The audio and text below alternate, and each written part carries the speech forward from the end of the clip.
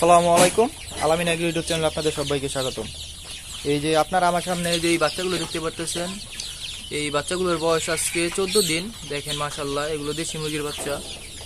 এই বাচ্চাগুলোকে আজকে আমি ঠোঁট সেকা দিয়ে দেব, একদম কম খরচে কিভাবে ঠোঁট সেকা দিতে হয়। এই যে আমার হাতে একটা তাতাল দেখতে পারতেছেন, এই তাতালের দাম 150 টাকা।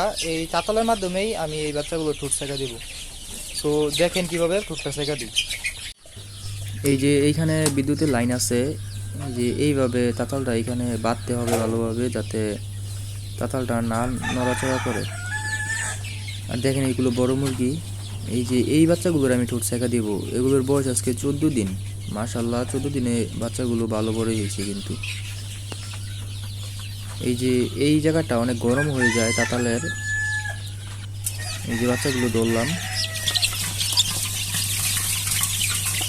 এই যে দেখেন বাচ্চাগুলোর ঠোঁটের সামনে কিরকম মানে সুচালো, অনেক চোখা। এই মাথাটা শুধু খালি এইখানে ধরলেই মাথাটা পুড়ে যাবে। দেখেন কিভাবে পুরি।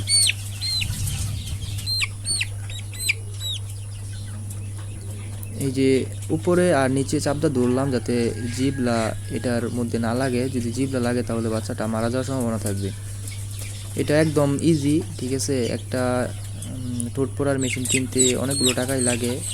সেই ক্ষেত্রে একটা তাতাল দিয়ে যদি কাজ হয়ে যায় তাহলে আর 3-4 হাজার টাকা দিয়ে মেশিন কেনার দরকারই পড়ে না। যখন খামার বড় হবে তখন একটা মেশিন কিনলে ঠিক আছে। প্রথম অবস্থায় তাতাল দিয়ে ঠোঁট পোড়া যায়। এই যে দেখেন আমি করতেছি, এটা ভয়ের কোনো কিছুই না। মানে ঠোঁটে তাতালের ওইখানে ঠোঁট লাগাইলেই হয়ে যায়। দেখেন একদম অনেক চোখা ঠোঁট। এগুলো ঠোঁট যদি না সেকা দেওয়া হয় তাহলে এরা ঠোকাঠুকরি করবে অনেক।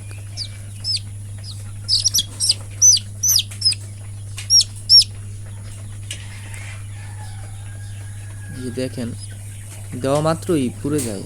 আর আপনারা যারা তাতাল দিয়ে ঠোঁট সেকা দিবেন, আপনারা একটু বড় তাতাল কেনার চেষ্টা করবেন, তাহলে ভালো হবে। আর এই যে আর 4-5টা বাকি আছে, 6টা 7টা জানি। আর এই যে দেখেন বাচ্চাগুলো, সবগুলো বাচ্চারই ঠোঁট সেকা দেওয়া হয়ে গেছে মাশাআল্লাহ। এখন দেখেন বাচ্চাগুলো কীরকম জুম ধরে বসে রয়েছে। এগুলো ঠিক হয়ে যাবে, এগুলো কোনো সমস্যাই না।